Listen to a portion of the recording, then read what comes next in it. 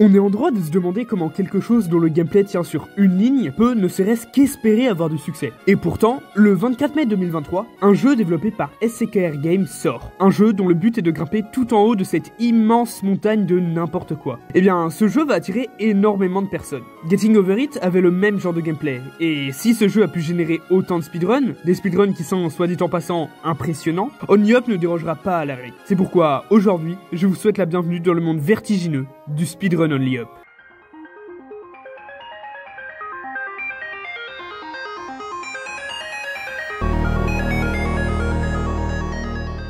Mais avant de commencer, je tiens à vous remercier pour vous être autant abonné à la suite de ma dernière vidéo. Ça fait énormément plaisir. J'essaye d'atteindre le plus vite possible les 500 abonnés pour l'instant. Donc n'hésitez pas à cliquer sur le petit bouton rouge juste là. Allez, on reprend la vidéo. Quand on pense au speedrun, on s'imagine passer à travers des murs, voler en faisant glitcher le jeu, ou tout simplement avoir des boosts de vitesse phénoménaux. Only Up, c'est différent. Alors oui, il y a une fois où on passe à travers un obstacle, mais le reste du temps, speedrunner ce jeu, c'est juste beaucoup de skips, de petites optimisations, avec quelques fois pendant la run, des gros skips qui font passer une grande partie du jeu. Le premier record sur Only Up est posté un jour après la sortie du jeu. Ah oui, parce qu'ils ne perdent pas de temps les speedrunners. Par un joueur du nom de IW Rainfall, en 49 minutes et 30 secondes. C'est vraiment impressionnant. Ceux qui ont joué au jeu savent à quel point c'est compliqué de seulement le finir. Alors le finir rapidement, le pire, c'est que cette même personne va battre son propre record quelques temps plus tard en finissant le jeu en 37 minutes exactement. Et je dis bien exactement. Comment il a fait pour aller plus vite? Bon, déjà il a emprunté une route différente de sa première run. Mais surtout, il utilise les lits. Dans Only Up, des lits sont disposés tout au long de la montée. Lorsqu'on va dessus, ils nous font sauter très haut. Vraiment très haut. C'est une mécanique indispensable au bon déroulement du speedrun. Et certains sauts pour les atteindre sont vraiment complexes. Mais en échange, ils font gagner beaucoup de temps. Bref, c'est un bon temps pour une première. Mais il s'est quand même vite fait battre par ces deux Chinois. J'avoue, j'ai pas leur nom. En tout cas, le nouveau record est fixé à 33 minutes et 59 secondes. Mais évidemment, Rainfall ne se laisse pas faire. Et après avoir affiné ses mouvements et avoir fait en sorte d'attraper le moins possible les murs, parce que ça fait perdre du temps, il revient avec un temps très solide de 30 minutes 52. Je pense que c'est le moment parfait pour vous parler des 4 gros skips qui ponctuent la run. Je vais tous vous les expliquer par ordre chronologique de découverte, et le premier, c'est le Windmill Skip. Lorsqu'on est sur ce drone, on descend jusqu'au bas de l'éolienne. Ensuite, on saute sur le lit avec le bon timing pour se faire choper par la pale, ce qui nous permet de nous projeter plus loin dans le niveau, et d'économiser de précieuses secondes. Ce skip est l'un des premiers découverts, et il sera utilisé par absolument tous les joueurs. Bon, encore une fois, le record de Rainfall ne va pas durer très longtemps, et c'est encore une fois la communauté chinoise qui va être très active. C'est d'ailleurs à ce moment-là que le Windmill Skip a été découvert. Les joueurs trouvent de nouvelles routes plus optimisées, puis les développeurs ajoutent de nouveaux lits un peu partout dans le jeu. Ils arrivent même à accélérer certains skips à base de lits, comme par exemple le Waifu Skip. Oui, je sais, c'est son nom, cherchez pas. Mais pour l'instant, le record était de 23 minutes 6. Et pour que les joueurs atteignent le sub 20, ils vont devoir trouver un nouveau moyen d'aller plus vite. Et ça tombe bien,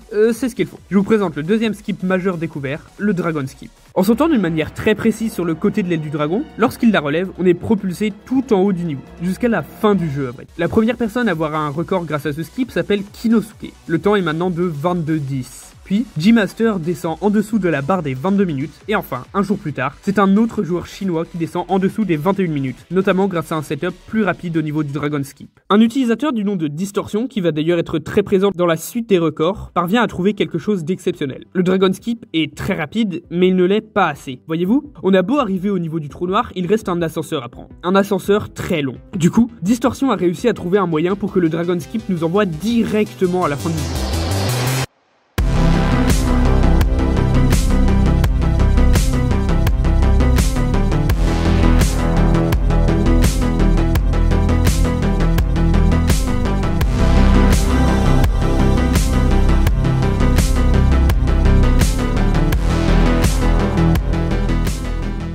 Seulement, c'est un setup extrêmement compliqué. Et surtout, il se trouve à la fin de la run, au moment donc où nos nerfs sont à fleur de peau. C'est le 27 juin 2023 que Fei Jiwen, un autre joueur chinois, parvient à faire une run très clean. La section avec les tuyaux est maîtrisée, le Windmill Skip aussi. Et surtout, au moment du Dragon Skip, il prend le risque de faire le gros boost de vitesse qui lui économiserait un maximum de temps. Et cette prise de risque lui sera favorable. C'est le tout premier sub 20, 19 minutes 57 pour être exact. Et pourtant, la run avait beau être exceptionnelle, il y avait toujours de la place pour qu'il s'améliore. Fei Jiwen est resté safe à quelques moment. Par exemple, sur le trampoline skip, s'il avait sauté 2 fois dessus à la place d'une seule, il serait allé encore plus loin. Bon, on va faire une petite pause parce que jusque-là, j'ai pas parlé du jeu en lui-même. Vous l'aurez compris, on joue une jeune personne dont le but est de s'échapper de son quartier en grimpant tout en haut de ce truc. Bref, les commandes sont très simples. Tu peux sauter, courir, t'accrocher au mur, t'accroupir et faire un salto. Les commandes sont vraiment simples pour un jeu qui est pourtant atroce. Il y a sûrement autre chose que vous aurez remarqué. Le jeu n'a pas l'air d'être extrêmement travaillé. Attention, ça reste une bonne expérience. Personnellement, j'y joue et j'adore, sauf quand je tombe. Mais si on le compare à Getting Over It, qui a un gameplay similaire,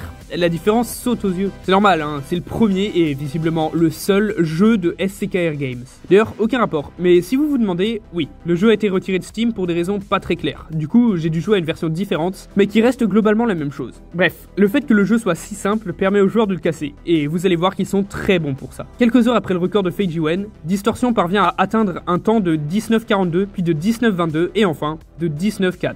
Il est vraiment fort, et surtout, je sais pas si on se rend compte de la persévérance qu'il faut pour recommencer autant de fois ce jeu techniquement atroce. Bref, si vous vous demandez comment il a fait pour gagner autant de temps, c'est parce qu'il a trouvé un moyen de faire un boost supplémentaire au niveau de la bouteille de champagne. Ensuite, les records suivants, venus de tout autour du monde, arrivent jusqu'à 18 minutes 15 par le joueur américain Zexrow. Mais comme tous les records sur OnlyUp, Zexrow va pas rester longtemps au devant de la scène, puisqu'un jour plus tard, un autre joueur chinois le dépasse en faisant un temps de 17,45. Et pendant ce temps, vous vous demandez peut-être ce que fait Distortion? Très simple, il est en train de découvrir le 3e skip impressionnant, et accessoirement, le seul qui nécessitera de passer à travers un mur. Au niveau de ce bateau, à la place d'attendre d'arriver jusqu'à la prochaine section, on va venir s'accroupir au niveau de la cale du bateau, j'imagine que c'est ça. Puis, grâce à une suite d'actions que je ne vous décrirai pas pour la simple et bonne raison que j'ai moi-même pas tout compris, on est projeté à une vitesse exceptionnelle, ce qui permet de s'accrocher à cet endroit et d'économiser du temps. Grâce à ça et à des nouveaux lits ajoutés par les devs, Distortion parvient à passer sous la barre des 17 minutes avec un très bon temps de 16,58. C'est à ce moment-là que OnlyUp commence à attirer du monde, et les vidéos des nouveaux records atteignent plusieurs milliers de vues. En plus de ça, les streamers jouant au jeu, tels que Squeezie pour nous les Français, attirent encore plus de gens et par la même occasion, poussent certains à speedrunner. Le record de Distortion est comme toujours battu, d'abord par Feiji Wen, puis par un joueur nommé Lance SRL et enfin par un joueur du nom de Lati. La catégorie jouée par les joueurs jusque-là s'appelait la Dragon Route. Autrement dit, on devait finir le jeu le plus vite possible avec l'utilisation du Dragon Skip. Seulement, le 4e skip majeur allait être découvert, ce qui va tout changer. C'est le début de la catégorie NI% All Skips. Donc, à propos de ce nouveau skip, si on atterrit précisément sur la tête de ce dinosaure à peu près 12 minutes de la run, lorsqu'il relève la tête, on est projeté tout en haut du jeu, encore plus loin en fait. Et cette fois-ci, il n'y a pas d'atterrissage sur le trou noir et il n'y a pas besoin de faire quelque chose de plus risqué comme avec le Dragon Skip pour atteindre le haut. Non, si vous êtes parfaitement positionné avant le décollage, félicitations, vous avez fini le jeu. C'est ce qu'on appelle le Dino Skip. Dès le moment où le skip fut découvert, de nombreux records apparurent jusqu'à un 13 minutes 28 de la part de Xiaopang. Finalement, le 15 juin, Zexrow parvient à descendre une fois de plus le record de Xiaopang à 13 minutes 20. Ce record a tenu une semaine entière, ce qui est franchement long pour un speedrun OnlyUp. Mais finalement, Xiaopang parvient à atteindre un 13 minutes 17, dépassant une fois de plus Zexrow. Enfin, le record actuel est détenu par un joueur canadien du nom de Radish Raveler, qui a fini le jeu avec un temps phénoménal de 11 minutes 56. Franchement, en me renseignant sur cette histoire, je pensais pas que les records du speedrun OnlyUp seraient battus aussi vite à chaque fois. Et c'est pour ça que je suis presque sûr que plus tard, des gens trouveront les moyens de finir le jeu en moins de 10 minutes. Salut tout le monde, c'était Altius, à la prochaine.